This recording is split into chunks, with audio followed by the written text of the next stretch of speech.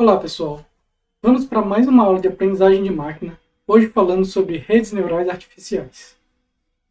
Nessa aula nós vamos dar um breve contexto, relembrando alguns modelos que a gente viu antes, como por exemplo Perceptron, regressão logística. Vamos falar depois das redes Multilayer Perceptron. Vamos ver que elas operam em duas etapas, a Forward Pass e a Backward Pass, que consiste no Backpropagation. E no Forward Pass vamos falar das funções de ativação e da função de perda. Então, para dar um breve contexto, vamos lembrar aí que a gente viu algumas aulas atrás como usar modelos de regressão linear, né, do tipo θ transposto x, onde θ é um conjunto de parâmetros e x é sua input, né, sua entrada, e aí você tem o seu modelo θh de x aqui, dando a sua saída desejada. Né? E esses modelos eles eram ajustados através de gradiente descendente. Né? Então, onde basicamente esse termo aqui ó, é o termo do gradiente que é observado. Né? O gradiente que é observado quando você apresenta a entrada x para o modelo e diz que a saída desejada é y. Então, tem essa medida de erro aqui, ó, okay? Multiplicada pela componente i, dá o gradiente que a gente precisa usar para atualizar o parâmetro θi do modelo. Né? Então, isso é chamado de gradiente descendente para o modelo de regressão linear. No modelo de regressão logística, a função h é um pouco diferente, mas ela ainda assim usa o θ transposto x aqui. Né? Então, basicamente, ela é uma sigmoide logística, que a gente vai ver daqui a pouquinho o gráfico dela novamente para relembrar. E a função de atualização é muito semelhante, tá? Muito semelhante, o que muda aqui é o h, né? O h é diferente aqui daqui, tá? Então essa é a regressão linear, a regressão logística que a gente viu um tempo atrás.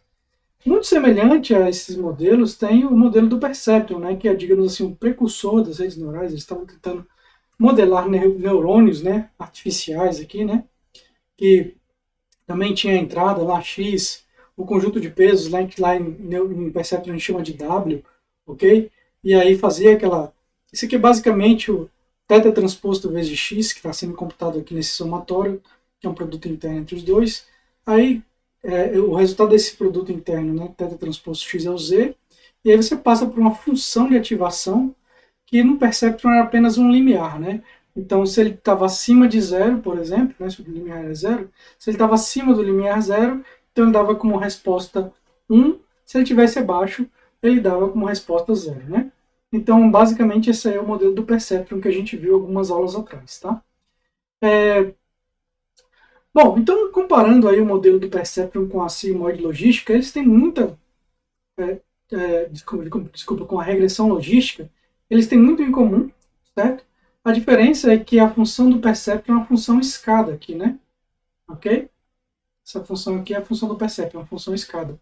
Enquanto na regressão logística a gente usa uma sigmoide logística, que é essa função aqui em forma de S, né? Que vai de 0 a 1, ok? Bom, então eles têm isso em comum, né? Então, nada impede que você pegue um Perceptron e troque a função de ativação dessa para aquela ali, ok? E a gente vai ver que é isso que a gente vai fazer na aula de hoje, que é a forma mais comum, a tradicional forma típica de se implementar redes com muitas camadas de Perceptrons.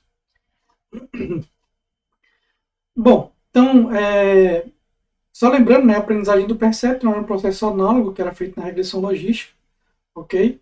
A gente computava a função h de x, e aí utilizava basicamente a mesma coisa, né? Porque a diferença é que o nosso h de x agora é uma função escala. Mas o passo de atualização é o mesmo, né? Que está o gradiente, porque é o erro, né? Esse termo aqui entre parênteses, multiplicado pela componente x, você tem um gradiente, que esse erro dá na componente j do meu parâmetro, né? E assim eu vou utilizá-lo para atualizar o meu parâmetro θ. Então esse era basicamente o Perceptron que a gente viu algumas aulas atrás. A gente viu também que ele tinha importantes limitações, ele é um modelo linear, né? E assim como todo modelo linear, ele não consegue separar esse tipo de dados aqui, como por exemplo o XOR, né? Por exemplo, se você tem aqui categoria vermelha, vermelha, azul, azul, ele não consegue, com o modelo linear, separar isso, né? Porque esses dados não são linearmente separáveis. E aí isso foi mostrado, né, que o Perceptron tinha essa limitação importante e muita expectativa era dada em cima do Perceptron na época. Isso levou, que a gente lembrou, que a gente comentou algumas aulas atrás, ao que chamado de AI Winter, né, que as pesquisas foram basicamente tiradas,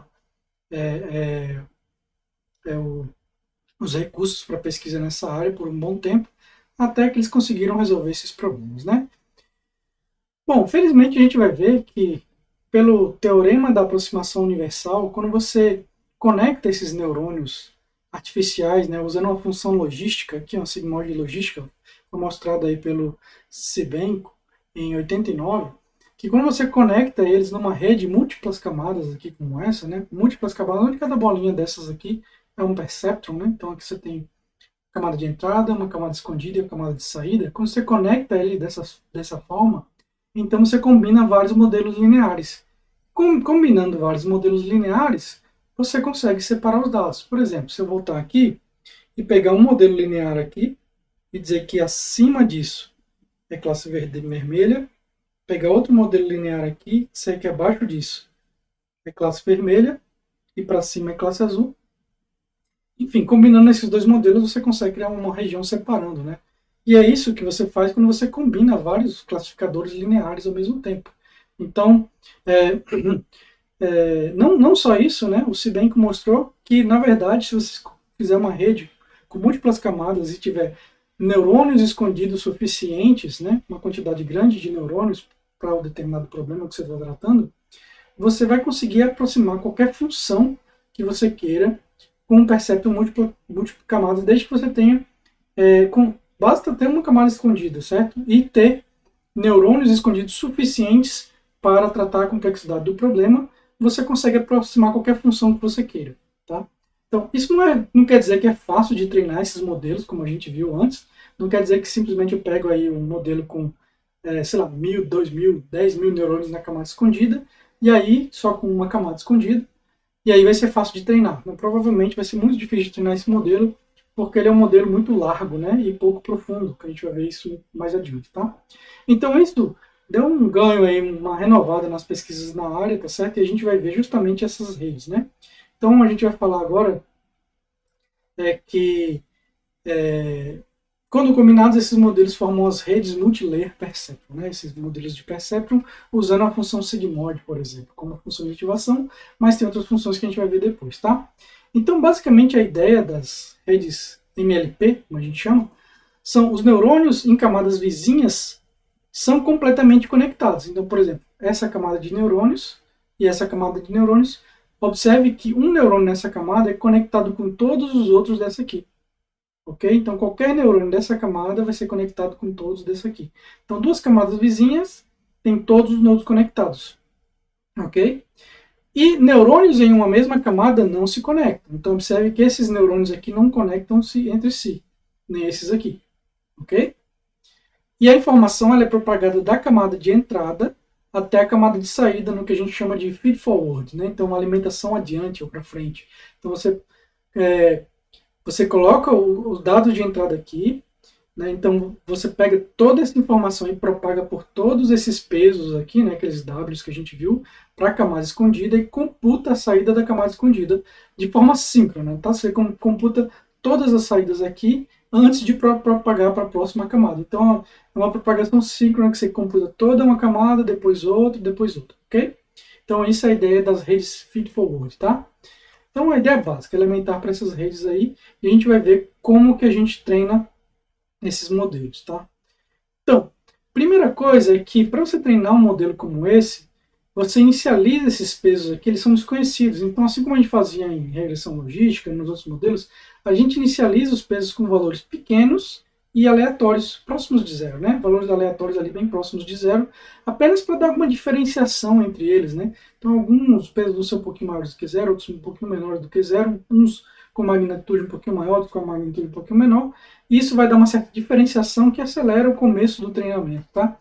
Então é assim que você normalmente inicializa. Se você inicializar com pesos muito grandes, então você vai ter uma instabilidade nesse modelo muito grande, ele vai demorar ajustando esses pesos muito tempo até ele conseguir convergir. Então, isso é uma boa sugestão. Tem várias formas de inicializar esses modelos, já implementadas em frameworks, que você nem precisa se preocupar tanto com isso, né? Ok? Mas aí, uma vez que você inicializou esses pesos, você vai fazer duas etapas e repetir essas etapas várias vezes até a convergência. Essas etapas são forward pass e backward pass, certo? Então, no forward pass, o sinal de entrada ele vai ser propagado por toda a rede até a saída, né, da entrada até a saída, ok? Então vai passar aqui, como a gente falou no slide anterior, até chegar na saída, e aí computar a saída obtida para aquela entrada. Para uma dada entrada, você vai computar uma saída obtida no forward pass. Com isso, você agora tem a sua saída obtida, que é o seu YH, aqui, Y chapéu, desculpa, e aí você vai comparar ela com a saída desejada, e vai ter uma função de erro, que vai computar o quão elas são similares, né? Então, se elas forem muito similares, normalmente essa função de erro vai dar zero. Se elas forem diferentes, quanto mais diferentes, ela vai dar um valor mais alto. Então, você vai computar esse erro, e aí esse erro vai ser utilizado na próxima etapa, que a gente chama de backward pass. Então, o forward pass propaga nesse sentido, e o backward pass vai fazer no sentido contrário a correção dos pesos, tá? Então, por que no sentido contrário? Assim como no forward pass a informação propaga-se daqui para cá, no backward pass a correção é feita daqui para cá. Então, você pega o erro dessa camada, estima qual é a correção desses pesos aqui, e uma vez que você tem a correção desses pesos, você sabe qual é o erro desse neurônio aqui, e usa para corrigir esses pesos aqui, ok? E assim por diante. Você sabe qual é o erro desse neurônio, qual é a componente, qual é a responsabilidade desse cara aqui no erro, e usa isso para corrigir esses pesos aqui. E assim por diante, né? Então, se tiver mais camadas, você vai repetindo esse processo para trás, né? Então, você começa computando o erro final, né? Que a gente chama de loss, né? E aí você vai retropropagando esse gradiente, né, que é computado aí. O gradiente é basicamente qual é o percentual de responsabilidade que esse peso aqui, né, tem nesse erro final. E qual é a responsabilidade desse peso aqui nesse erro final e para que lado que ele precisa ser corrigido, né? Ele pode ter uma responsabilidade positiva ou negativa, dependendo se aquele peso lá é positivo ou negativo, ok? Então essa é a ideia da Multilayer Perception. Vamos ver com mais detalhes agora todas as etapas, tá? Então primeiro vamos falar um pouquinho da notação que a gente utiliza. Entender a notação é fundamental, então é importante que vocês tentem memorizar o que significa cada símbolo aqui, né? Então primeira coisa, essa camada de entrada aqui, né, os valores que você apresenta na entrada da sua rede neural, eles são chamados de X, tá? O vetor de entrada normalmente é um vetor coluna, porque se você tiver dados que são matriciais em qualquer outro formato que não seja um vetor coluna, você transforma ele num vetor coluna, numa operação que a gente chama de tornar plano, né? Que em inglês é flatten, né? É planificar esses dados, né? Linearizar os dados, né? Colocá-los em uma matriz coluna, um vetor coluna, tá? Então, uma vez que você tem esse vetor coluna, aí é a nossa entrada que a gente vai fornecer para o nosso modelo, tá? Essa entrada vai ser propagada através desses vetores de peso, que dizem quão importante cada um dessas entradas é para um determinado neurônio, né? E se a contribuição dele é positiva ou negativa. Então, um peso aí, que é um número real, né? Cada setinha dessa aqui representa um peso, que é um valor real, pode ser positivo, negativo ou zero. Se ele for zero, quer dizer que ele não contribui nem positivo nem negativamente para a saída desse neurônio aqui. Mas se ele for negativo, quer dizer que ele vai diminuir a ativação desse neurônio aqui, né? Ok? Além disso, a gente tem o viés, né? O viés dos neurônios que a gente viu lá, né? No modelo do Perceptron, que a gente tem uma entrada. Vocês podem entender o viés como sendo um parâmetro extra apenas. É como se ele fosse um peso que é sempre multiplicado por uma entrada 1, ok? E esse peso ele vai ser ajustado para dar ali o limiar, né? O quão esse neurônio precisa, o quanto que a soma dessas componentes aqui precisa ser para ele dar um certo valor de ativação, né? Então ele vai deslocar a sua função de ativação ali. A gente vai ver mais para frente com mais detalhes, né? E aí, uma vez que você propagou esse valor para esse cara aqui, você vai computar justamente o peso transposto, né? Esse valor que está aqui, peso transposto vezes x, mais o viés, o bias, né? B de bias, né? Que é o viés em inglês. Ok? Então você vai computar isso aqui, e isso vai te dar um valor que a gente chama de Z, ok? Ou às vezes é chamado também de net, ok? Na literatura. Em outros locais é chamado de... normalmente são esses os nomes que se dão, né? Net ou Z, ok? Então esse é o valor desse produto aqui mais o viés, tá? E aí depois disso você vai passar esse valor Z por uma função de ativação e vai produzir a saída desse neurônio. Então ele vai aqui fazer o somatório, soma ponderada, somar com viés, produzir o Z, depois vai passar por essa função de ativação que está sendo chamada de F, e vai ser dada a saída desse neurônio, né? Desse neurônio aqui. Então o O é o que trafega aqui por essa conexão, tá? Beleza, então esse basicamente é a sintaxe principal, né? A gente pode colocar aqui também que no final, aqui é o mesmo esquema, né? Você pega todos esses pesos aqui, que você tem uma matriz W aqui também, só que aqui a gente chama, nesse exemplo aqui, de W1, e aqui nesse exemplo de W2, ok? E assim você também vai ter um viés B1 aqui, um viés B2 aqui, ok? E você vai computar um Z aqui também. Tá? Esse Z vai passar por uma função de ativação e você vai produzir a sua predição do seu modelo, né? A saída do seu modelo. Aqui é a minha função F, tá? Desculpa aí pela caligrafia. Ok, então esse Y chapéu que nós temos aqui, ele é a saída que o seu modelo produziu.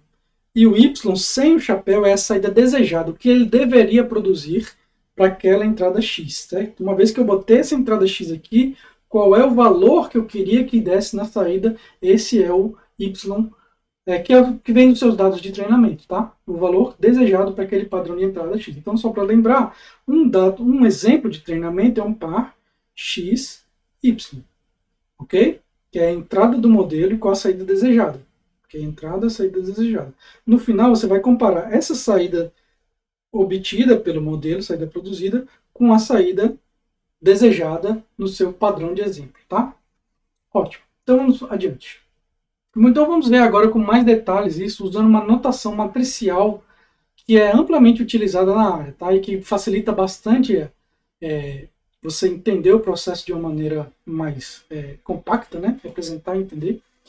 Então, no Forward Pass, a notação, num exemplo aqui, que a gente vai fazer um processamento matricial entre duas camadas, a camada I, com 3 neurônios, que é aquela que a gente está aqui, camada I, que é essa camada aqui, okay? Com 3 neurônios, e a camada J, com 4 neurônios, tá? Então, a gente chama essas variáveis aí D, a dimensão de entrada, e M, a dimensão de uma das camadas escondidas do seu modelo. Nesse exemplo aqui, nosso modelo só tem uma camada aí, né, que a gente está... Aqui não importa o que tem para frente, a gente não está preocupado com o que tem aqui, nem com o que tem aqui. A gente só está olhando a computação que acontece entre duas camadas ali, tá? Então, uma vez que essa camada recebeu esses valores aqui na entrada, a camada I, e a camada J tem esse vetor W aqui, e esse viés aqui, então qual é a computação que a gente faz? É essa aqui, né? Então, multiplica a nossa matriz de pesos pela entrada. Então, observe que essa multiplicação, o que vai fazer? Ela vai pegar esses caras aqui e vai multiplicar por esse daqui, ok? Depois por esse X por esse, depois por esse por esse. E aí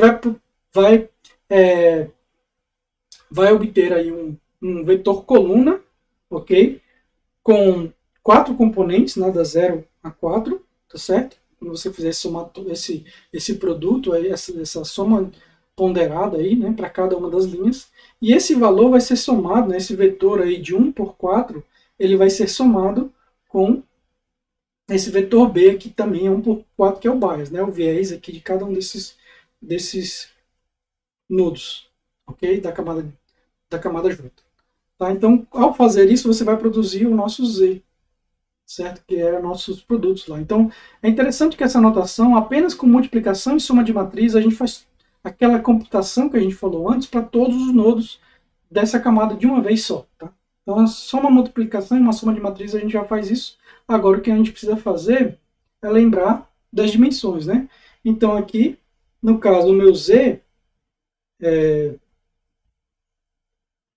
perdão, aqui para corrigir, 4 por 1, tá? O meu Z 4 por 1, ele vai ser o resultado de uma matriz, multiplicação de uma matriz 4 por 3, que é 4 neurônios que você tem aqui na camada adiante e 3 que você tem na camada anterior, por um outro vetor que é 3 por 1, que é justamente o X aqui, né? Com outro vetor que é 4 por 1, esse 4 vem porque a gente tem 4 neurônios aqui, então a gente tem 4 vieses, tá? Que eles estão sendo dados aqui. Certo? E aí, ao somar isso, a gente produz a nossa saída, o nosso vetor Z, que é 4 por 1. Ok? Bom, Só que lembrando que o Z não é tudo, né? A gente precisa computar agora a função de ativação do neurônio, né? Então, basicamente, a função de ativação, ela vai ser você aplicar o F em cada um desses elementos Z e aí produzir a sua saída, né? Ok? E aí, só para detalhar aqui melhor, né? Então, a sua saída aí, ela vai ser nesse formato, né? Vai ser M vezes D, D vezes 1 e M vezes 1, e aqui você vai ter como resultado M por 1, ok? Então, só para vocês verem, esse padrão aqui é a forma geral, tá? Então, dados quaisquer coluna, onde a anterior tem dimensão D e a posterior tem dimensão M, você vai fazer essa operação aí. E como depois você só vai aplicar a função de ativação em cada um dos componentes desse vetor Z produzido, a saída continua sendo um vetor, uma coluna R, M por 1. Ok? Então, que são todos os valores de saída aí dessa camada que a gente acabou de calcular, tá? Ótimo. Então, vamos ver essa notação agora completa para uma rede aí com duas camadas, tá? Então, a nossa rede com duas camadas, ela tem aí duas camadas escondidas, tá? Tem duas camadas escondidas, essa e essa, uma camada de saída e outra camada de entrada. Então, só a título de curiosidade, a gente chama essas duas camadas aqui no meio de camadas escondidas porque elas estão isoladas das saídas. Elas não veem nem as entradas e não veem as saídas também. Então, elas estão escondidas entre elas, né? Então, a gente chama de camadas escondidas, tá? Então, como a gente tem várias camadas agora, a gente não pode só chamar de vetor W, porque a gente vai ter um vetor W em cada camada. Da mesma forma, a gente não pode chamar só de B o nosso viés, porque a gente vai ter um vetor de viés em cada camada, tá? Então, a gente chama aqui com esses nomes, tá? Da mesma forma, a gente não pode chamar a saída de uma camada de Y para não confundir com a saída final da rede, tá? Então, a gente chama a saída de uma camada de O, tá? Ok? Como está aqui. Então, basicamente, a especificação dessa camada aqui, ela é dada pela matriz W e pelo vetor viés B. A especificação dessa camada, ela é dada pelo vetor W e pelo viés B. E aqui também, né? Então, note que a gente está utilizando, entre colchetes em cima, o índice da camada. Então, aqui é a camada 1, aqui é a camada 2 e aqui é a camada 3. Okay? Então, a gente chama esse colchete em cima, significa que é a matriz W da camada 1. E o B, colchete em cima 1, significa que é o vetor viés da camada 1. Ok? Então, dessa forma, a gente pode fazer todos os passos de computação aqui, tá? Então, primeira coisa, a gente precisa calcular o vetor Z.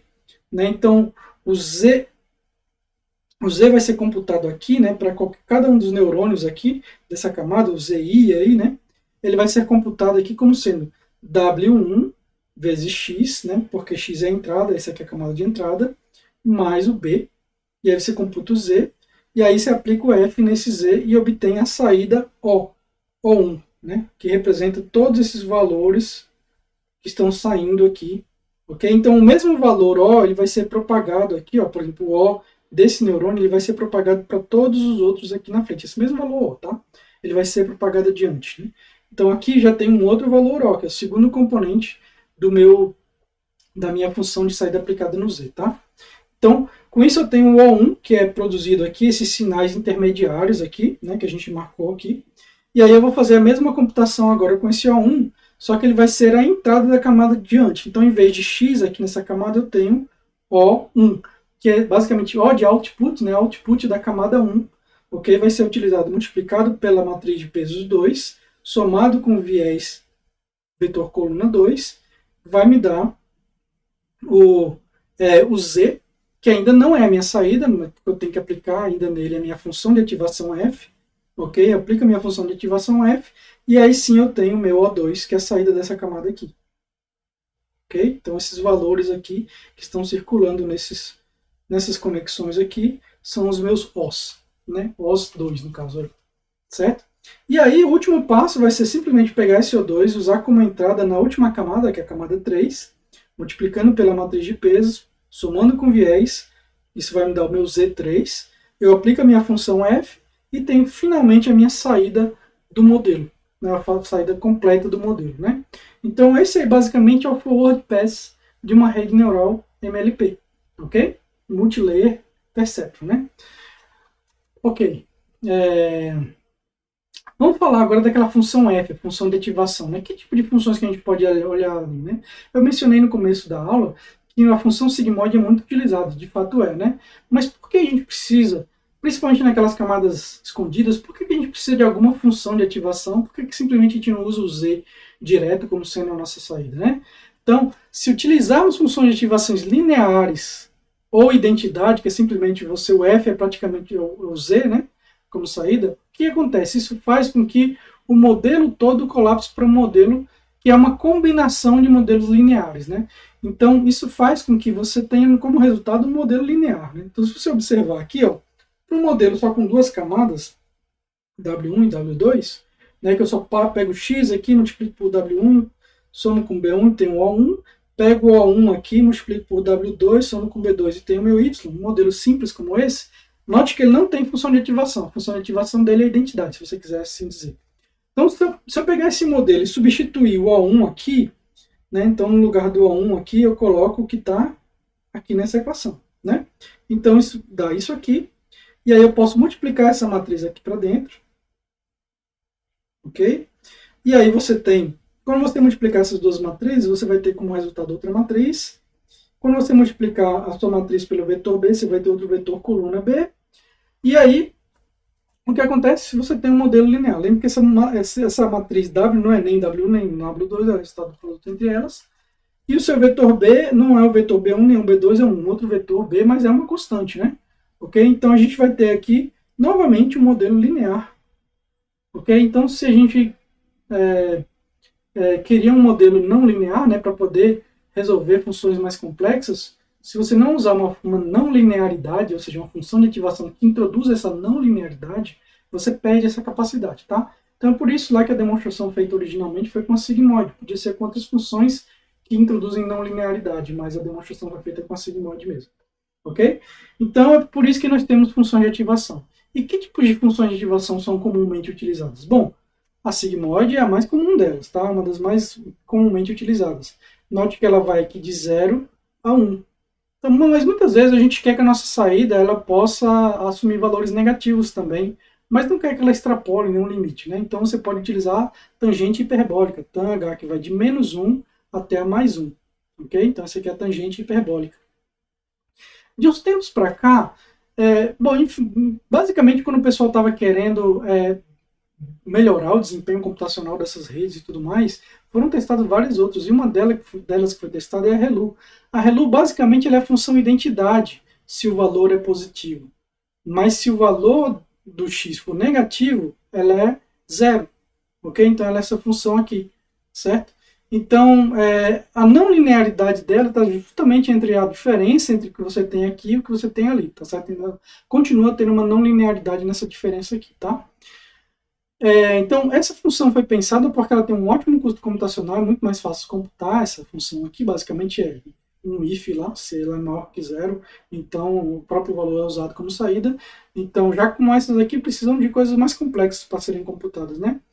Isso não é uma maior razão para você utilizar a ReLU hoje em dia, né? O custo computacional desses modelos são muito bons atualmente, né?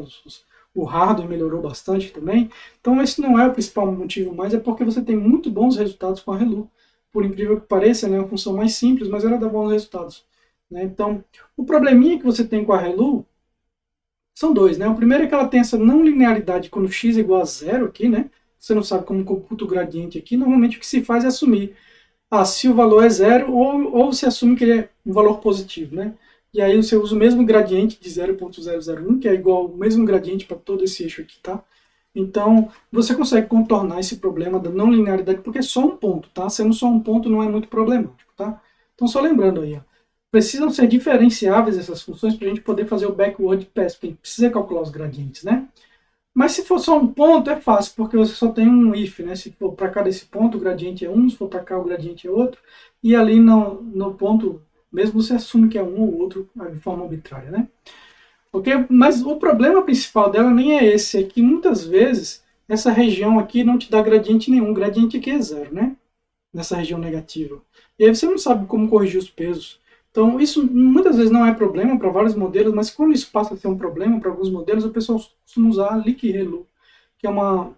Ela basicamente ela multiplica, se for negativo, ela multiplica o x por uma constante, e aí a não linearidade simplesmente é um ângulo bem menor, né, uma inclinação bem menor, que ainda gera algum gradiente, faz com que a correção possa levar para cá ou para cá, né?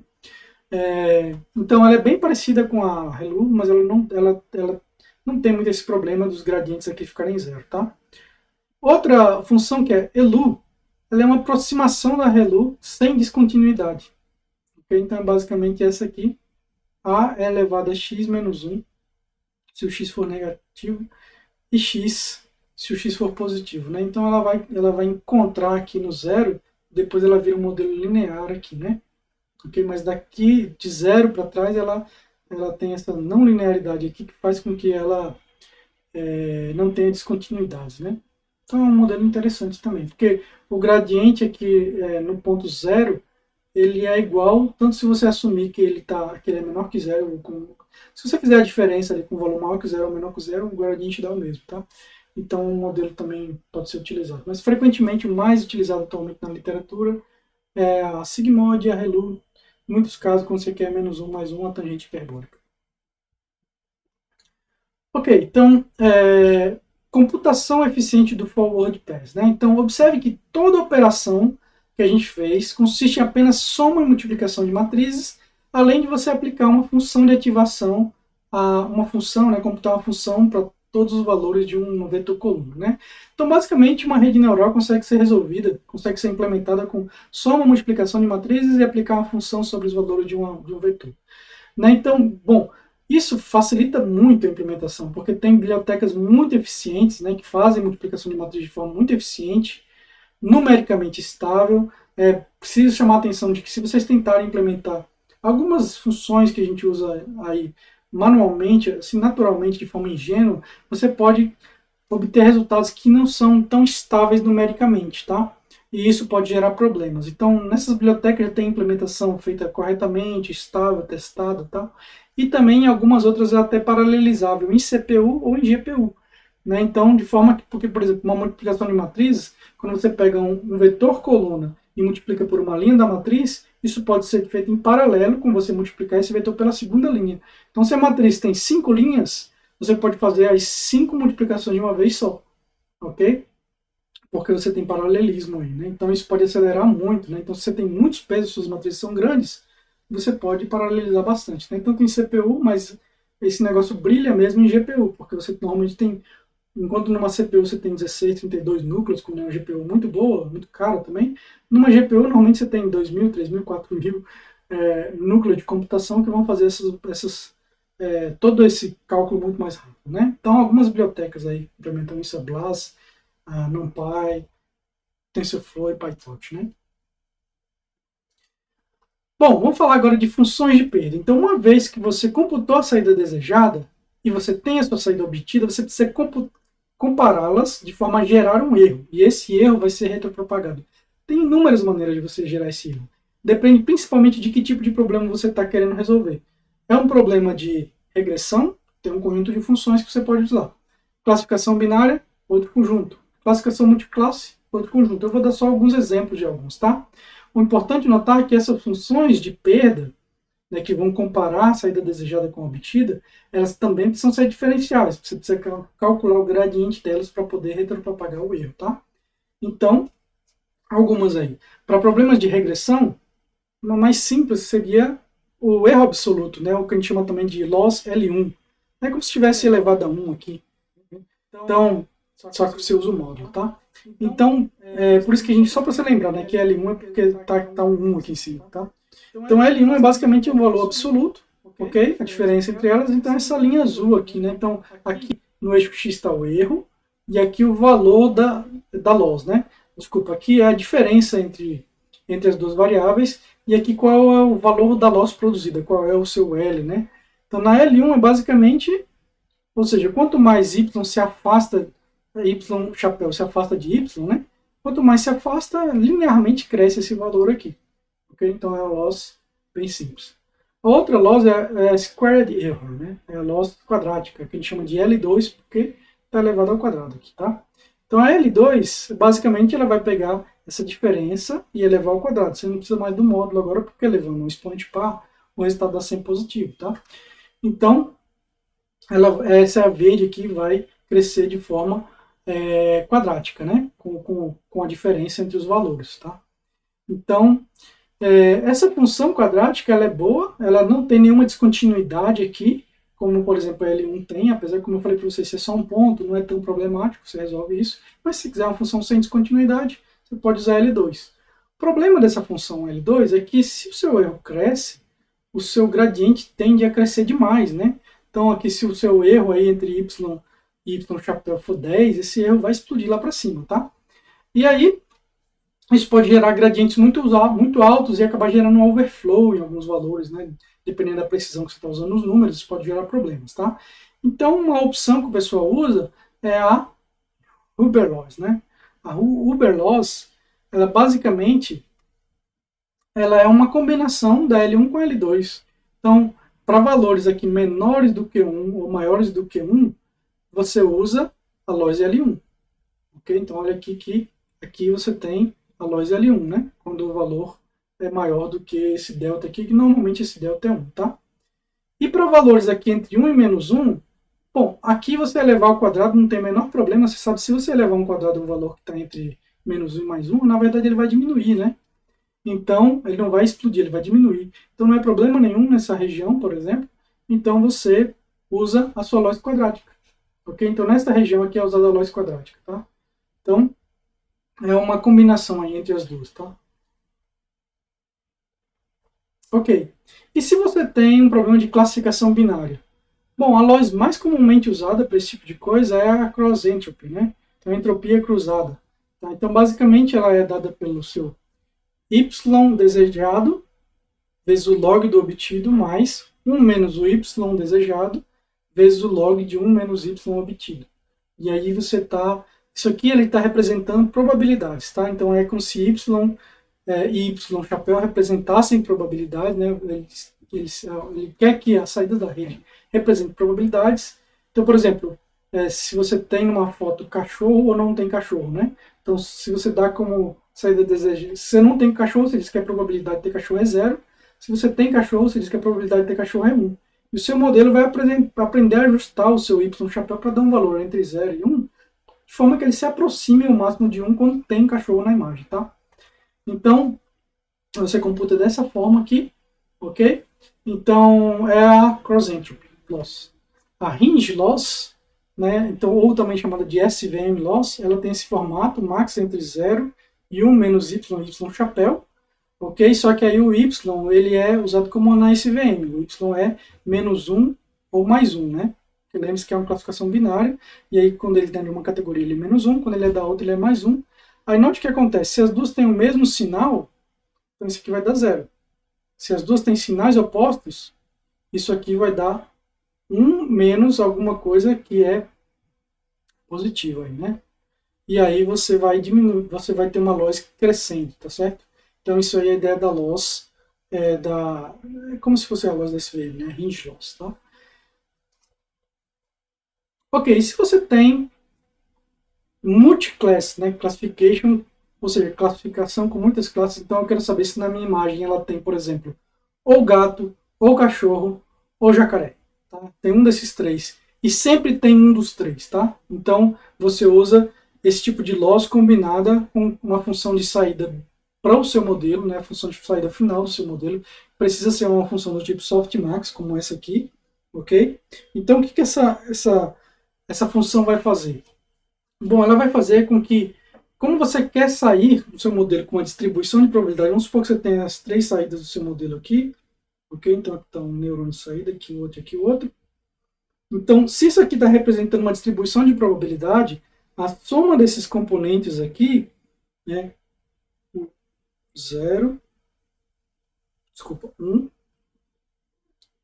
e o y2, né, chapéu 2, a soma deles tem que dar 1. Se você somar esses elementos, você tem que ter soma 1, porque a soma das probabilidades tem que dar 1, né? Então, o que você pode fazer? Você faz com que o seu z dê quaisquer valor.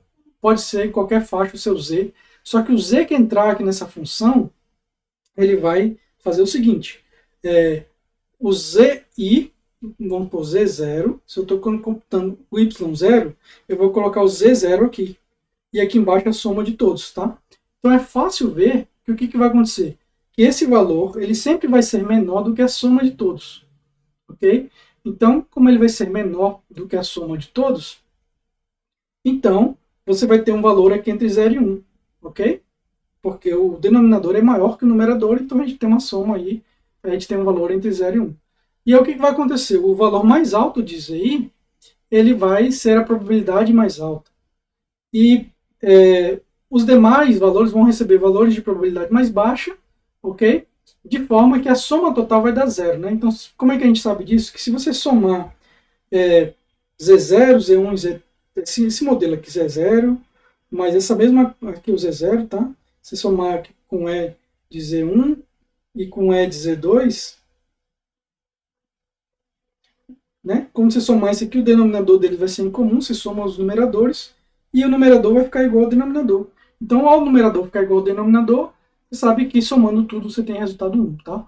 Então, essa função de ativação aqui, ó, ela é normalmente combinada com a cross entropy, né? Então, a cross entropy, a ideia da entropia, a mesma ideia da entropia, só que aqui você vai comparar o y desejado com o log do y obtido. Então, para cada um você vai somar, né? Você pega aqui o seu, você vai fazer y é 0 desejado vezes o log do y0 obtido, ok? Vai somar a mesma coisa aqui para o valor 1, para o valor 2, para o valor 2, e vai somar esses caras aqui todos, para ter como resultado a sua loss da cross entropy. Ok? Então essa aí é a loss da cross entropy. Ótimo, então com isso a gente passou por todas as funções de perda mais comuns que são utilizadas em redes neurais, tem várias outras, essas são apenas algumas das frequentemente utilizadas, tá? Ok, então com isso a gente completou o forward pass, né? A gente falou tudo do forward pass, até computar a loss da saída, e agora o que a gente tem que fazer é pegar essa loss e usar ela para corrigir os pesos do modelo, para que da próxima vez que o modelo veja aquelas entradas, a saída seja mais próxima da saída desejada, tá? Então o backward pass ele tem como objetivo corrigir esses pesos, ok? E aí melhorar essa aproximação. Então, a primeira coisa que ele precisa fazer é calcular as derivadas parciais da função de perda em relação a cada parâmetro do modelo. Né? E aí, para fazer isso, ele supõe primeiro que o modelo é completamente diferenciável, do começo ao fim, então sua rede neural precisa ser toda diferenciável. A gente sabe que multiplicação em soma de matriz é diferenciável, e se a gente aplicar funções de ativação diferenciáveis, também continuamos com o modelo diferenciável, e se a gente usar uma função de loss diferenciável, o nosso modelo é completamente diferenciável. Então, a primeira suposição do backward pass é essa. A segunda é que o forward pass guarde os valores intermediários, né? Todos aqueles Z's e O's, eles vão ser guardados para que quando você for fazer o backward pass, você possa utilizar aqueles valores ali para corrigir os pesos, tá? Então, é como se você tivesse um buffer, né? Que guarda o resultado das computações e depois você usa esse buffer para atualizar os parâmetros, tá? Então, aí o que ele faz? Depois que ele calculou esses gradientes para cada um dos parâmetros em relação a loss, ele aplica o gradiente descendente para corrigir os parâmetros do modelo, buscando minimizar a loss média para os padrões vistos. Então, é importante notar que, frequentemente, você não faz apenas um padrão, calcula uma loss e aí retropropaga. Normalmente, o que você faz é mini-batch, né? Você pega vários padrões, propaga todos eles, calcula a saída desejada para todos eles, calcula a loss de todos eles, tira a média dessa loss para você ter um sinal com menos ruidoso, né? Porque um valor só, se você fizer um por vez, ele é muito ruidoso. Se você fizer um conjunto de padrões ao mesmo tempo, tirar a média entre eles, então você tem um sinal de correção, né, que é essa média aqui, né? Muito mais confiável para você ajustar os pesos da sua rede, né? Então a gente pega um conjunto de padrões de entrada e faz isso ao mesmo tempo, tá? Então, o que ele quer multiplicar é esse J de WB, ou seja, é a função objetivo dele que ele quer minimizar, que é a função dos parâmetros WB, que a gente pode chamar todos os parâmetros de θ, então só para vocês ficarem ligados que algumas vezes se fala do gradiente descendente todo só com parâmetros θ, a gente não quer saber quem é W e quem é B. Aqui não, a gente vai usar a notação WB mesmo nos próximos slides, tá? Mas o que ele quer utilizar, desculpa, o que ele quer otimizar é 1 sobre n vezes a loss de cada um dos is parâmetros, né, que ele tem aqui, né? Então, n parâmetros aqui no caso total, tá? Que deveria ter um n aqui em cima para ficar mais completo, tá? Certo? Então, se ele tem n exemplos, ele tira a média das losses desses n exemplos, ele tem uma loss completa, e aí ele retropropaga essa loss para corrigir todos os pesos do modelo. Ok? Então, vamos ver aqui alguns detalhes de como isso pode ser feito, tá? Então, primeiro, vamos pegar esse exemplo aqui, tá? Esse exemplo aqui que a gente viu antes, esse modelo aqui, está sendo representado por essas equações aqui, o nosso WordPad todo é esse conjunto de equações. E aí é importante você notar o seguinte, os gradientes eles vão ser computados camada por camada, de trás para frente, ou seja, da camada de saída até a camada de entrada. Por quê? Porque a loss está aqui na camada de saída, tá? A loss está aqui, na camada de saída. Então ela me diz informação mais confiável sobre o erro que está justamente anterior a ela, né? Os pesos que estão aqui, ok? E aí uma vez que eu tenho esse erro aqui, eu tenho o erro de cada uma dessas componentes aqui, eu posso utilizar esse erro para calcular qual é a contribuição dessas componentes aqui. E aí eu ajusto essa camada aqui. E aí, uma vez que eu tenho esses erros aqui, eu faço a mesma coisa e ajusto essa aqui. Então, por isso que ele é o backward, que a gente chama de backpropagation. Você retropropaga os erros para computar esses gradientes, ou seja, que direção que eu vou ajustar meus parâmetros, tá? Então, eu não vou detalhar todos os cálculos aqui, mas eu vou dar uma ideia boa para vocês e depois eu vou deixar como exercício para vocês fazerem isso, tá? Então, primeira coisa, vamos ver o W, né? Como é que eu ajusto meus parâmetros W primeiro, tá? Então, primeiro, você precisa notar que a gente vai fazer isso de trás para frente. Então, a primeira coisa que a gente vai computar é a saída, né? A loss da saída aqui, tá? Então, o que eu quero otimizar é minha função J, minha derivada parcial de J em relação a Y, que é a minha saída obtida, né? Okay? Então, isso aqui, basicamente, esse J é minha loss, tá? A minha loss em relação à saída que o modelo deu, porque a saída que o modelo deu, ela é que depende dos parâmetros, tá? Então, no caso aqui, a loss ela depende de y, então a derivada parcial da loss em relação a y, chapéu. A derivada de y, chapéu, em relação a z. Por quê? Porque o z, o y é calculado com uma função f de z aqui, tá? Então o y depende de z. Ok? Então, derivada parcial de y em relação a z e derivada parcial de z, finalmente, em relação aos meus pesos w. Ok? Então aqui eu vou saber qual é o gradiente que eu tenho para ajustar os pesos W da camada 3. Ok? Dessa forma aqui. Note que eu sei que o meu Y também depende aqui de B, tá? Só que na realidade o gradiente dele não depende. Por quê? Porque o B é uma constante aqui sendo somada, né? Ok? O B é uma constante sendo somada aí, então ele não afeta o gradiente. Quando você tirar o gradiente, a nossa derivada parcial é em relação a W. E só aparece W nesse cara aqui, não aparece W aqui no B. Tá? Então, isso aqui é a maneira que eu calculo o gradiente para a minha camada 3, para essa camada aqui. Tá? E para a minha camada anterior? Bom, minha camada anterior é essa aqui, né? Ok? Então, eu vou fazer a derivada parcial da minha função objetivo em relação a W vai ser W em relação a Z3, ok? W em relação a Z3, Z3 em relação a O2, né? Porque eu quero conectar esse cara aqui da saída, com a camada anterior agora. Então eu uso Z2 aqui, tá certo? Então eu pego aqui o meu Z3, é a derivada parcial de Z3 em relação a O2, porque Z3 depende de O2, tá? Derivada parcial de O2 em relação a Z2, porque O2 depende de Z2, e Z2 finalmente depende de W. Então, a derivada parcial de Z2 em relação a W. E aí eu tenho o meu gradiente da minha função de erro em relação aos pesos dessa camada aqui.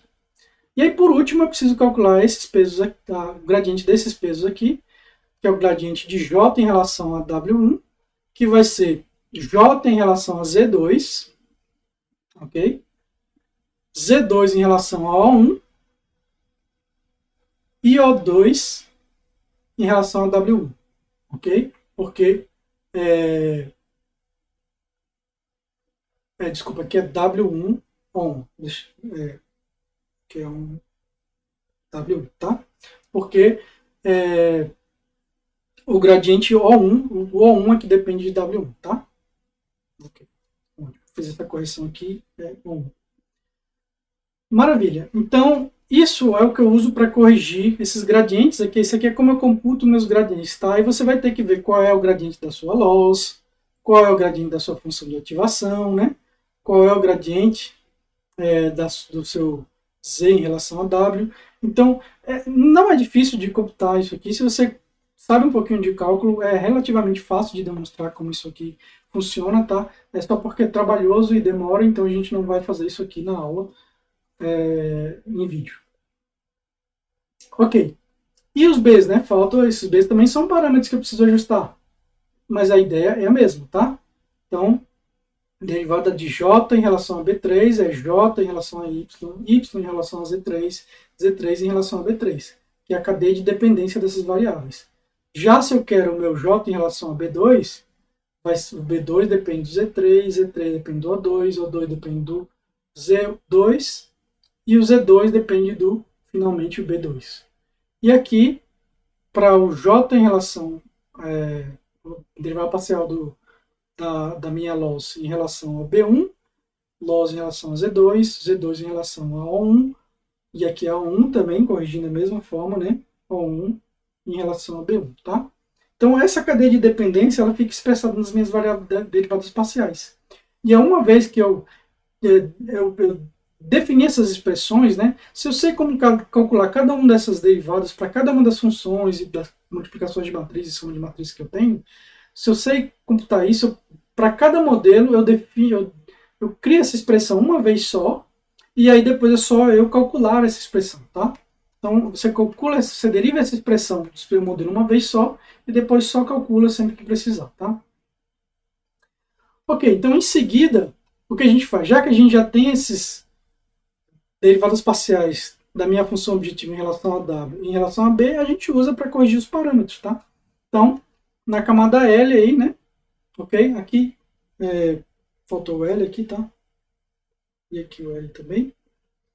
Ok? Então, eu vou usar a derivada parcial em relação à camada L para corrigir os pesos da camada L. Tanto para W quanto para B.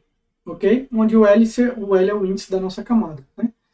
Então, basicamente é esse que é o backward pass, o backpropagation, não é tão complicado assim. Então, e aí eu vou deixar como exemplo para vocês aí, né, um exercício calcular todos os gradientes para esse modelo. Então esse modelo aqui, ele simplesmente tem a sua entrada x multiplica pela matriz W1 vezes B1, aí você calcula o Z passa para uma função de ativação do tipo ReLU, e lembrando que com x, com Z, né, com Z aqui maior do que zero, ela vai ser a identidade, e para valores menores do que zero, ela vai ser zero, ok? E aí depois você produz o resultado da saída é o A, né? E esse A vai ser multiplicado pelo conjunto de pesos 2, W2, somado com base B2, e aí você tem o seu O, que vai ser comparado aqui com a sua saída desejada. Esse aqui pode ser o Y chapéu, se você quiser chamar também, tá? Y chapéu, se você quiser chamar, tá? Você vai comparar aí com a sua saída desejada, a sua loss é essa aí, a loss quadrática, ok?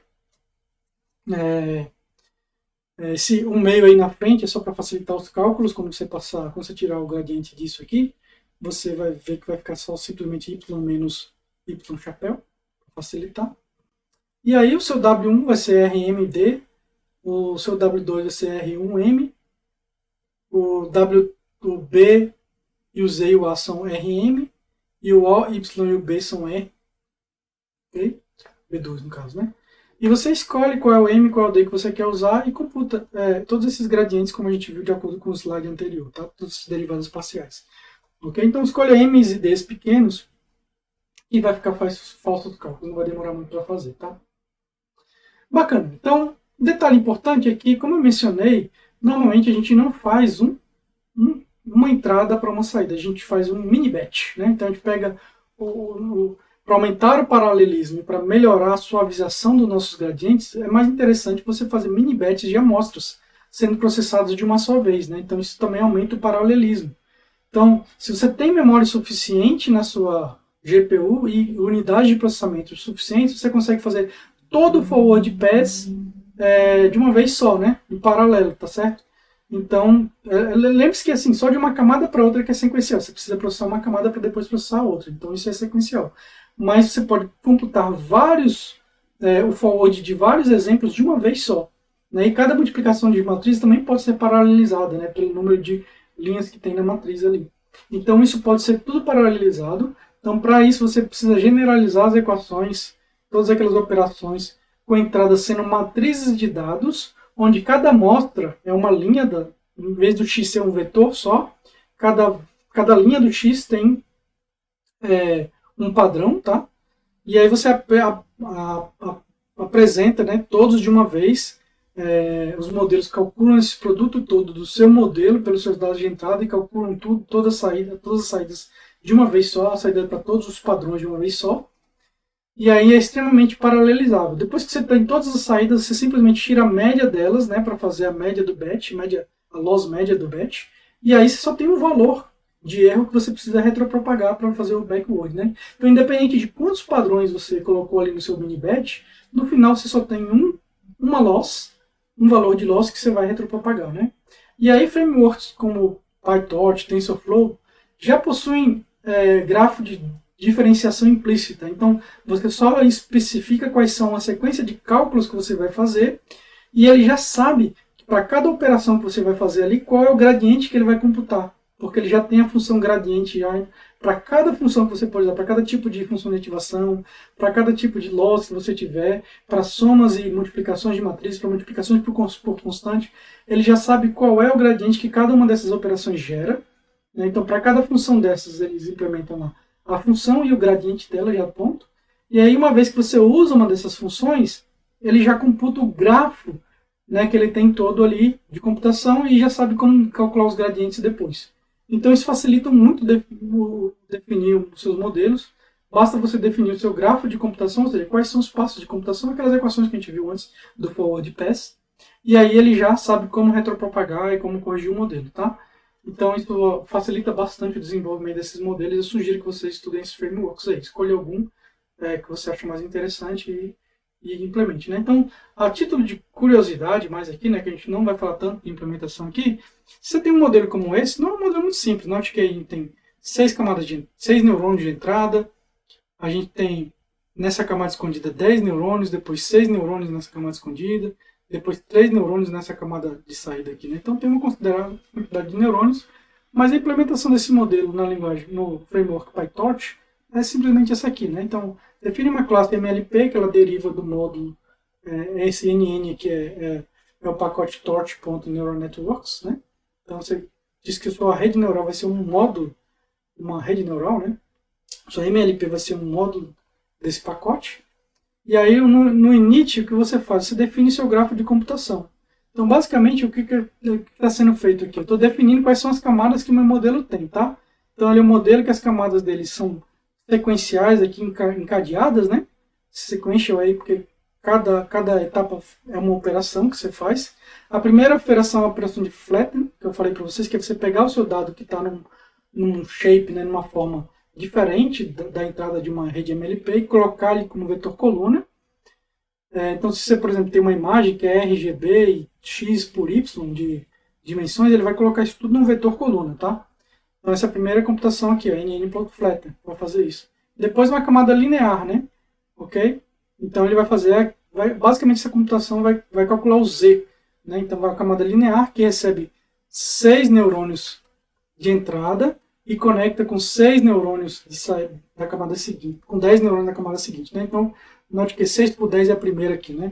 6 aqui por 10 é o 6 aqui por 10, tá? Então, é os pesos que estão entre essas duas camadas aí, certo? O bias você não precisa especificar porque ele é implícito. Ele já sabe que para cada neurônio tem um bias associado e você não precisa especificar, tá? Depois você define o seu próximo passo de computação, que é a sua função de saída, no caso ele escolheu a ReLU aí, ok? E aí depois entre as outras camadas, dá 10 para uma camada de tamanho 6, uma camada linear. Linear é basicamente calcular o Z, tá? Multiplicar WX mais B, é a camada linear, né? Uma computação linear. Depois, a sua não linearidade é outra ReLU, e aí depois ele dá uma função linear de saída aí. Né? Então aqui ele provavelmente está fazendo uma regressão, ok? Porque ele tem uma função linear de saída e ele não quer restringir com nenhuma função de ativação a saída. Né? Ele deixa as não linearidades para as camadas anteriores. Né? Você pode fazer se quiser, sem problema nenhum.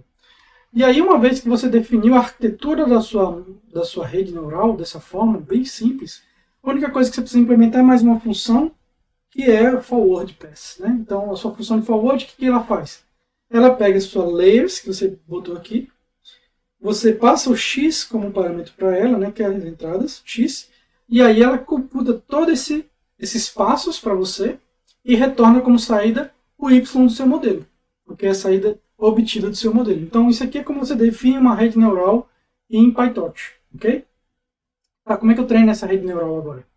Então, usando também esse mesmo framework, a primeira coisa que você precisa definir é um optimizer, que é, ou seja, qual é o otimizador dos parâmetros que você vai utilizar, e nesse caso aqui é o Stochastic Gradient Descent, tá? Quem está usando aqui o SGD.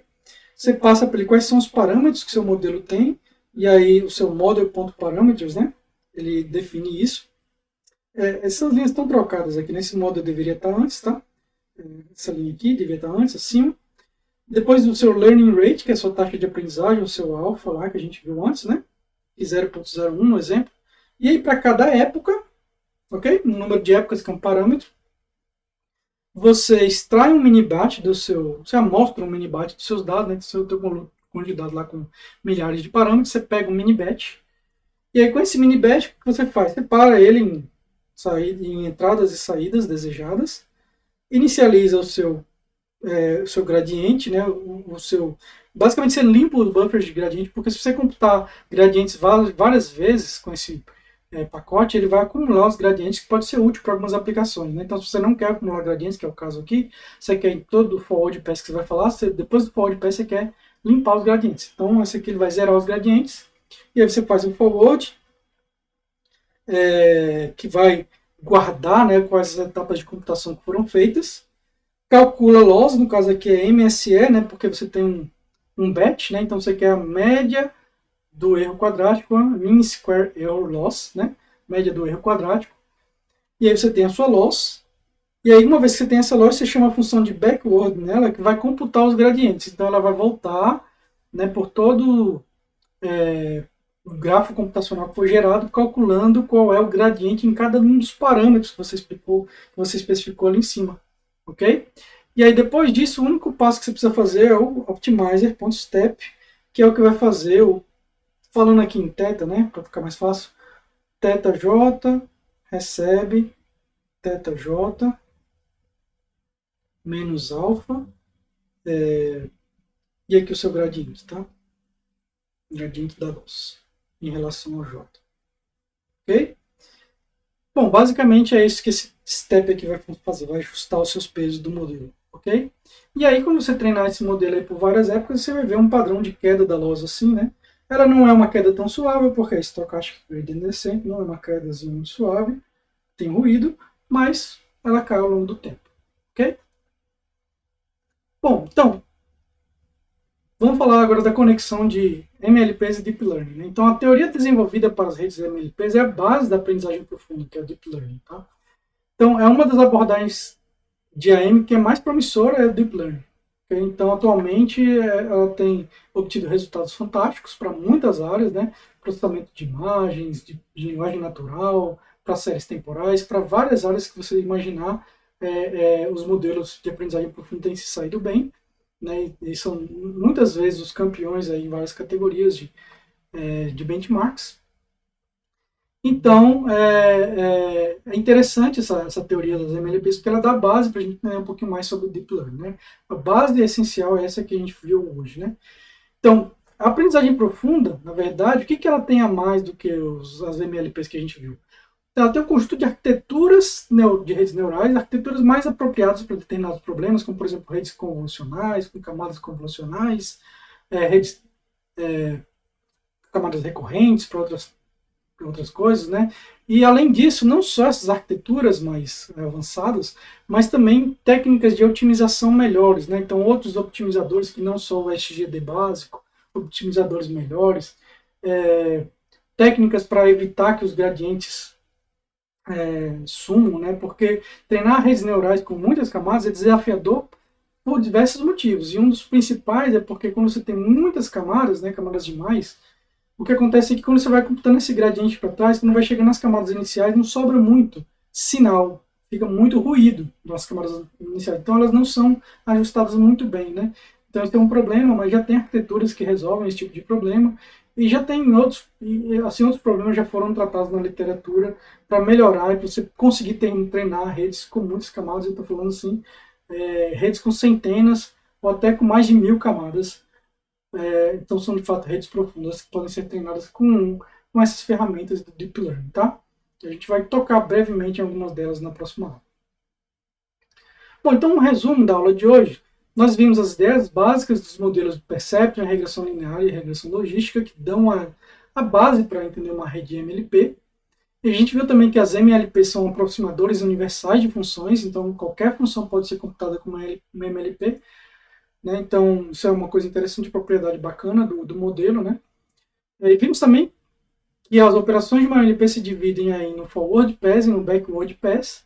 O forward pass ele computa a saída desejada e a loss, a saída que o modelo produz e a diferença dela, né, uma medida de erro entre a desejada e a obtida, que é o que a gente chama de loss, ou perda. Computa os gradientes e atualiza os pesos no backward pass. Né? Então, geralmente é empregado no treinamento o SGD, algum modelo derivado do Stochastic Gradient Descent que a gente viu ali como implementa em PyTorch. Né? E que a gente viu também por último que essas técnicas, conjunto de técnicas que a gente viu, é a base, né? Essa teoria toda aí é a base para a área de aprendizagem profunda, que é uma das áreas de mais sucesso de aprendizagem de máquina na atualidade. Ok? Então, basicamente foi isso que a gente viu na aula de hoje. Eu espero que vocês tenham gostado. Até a próxima.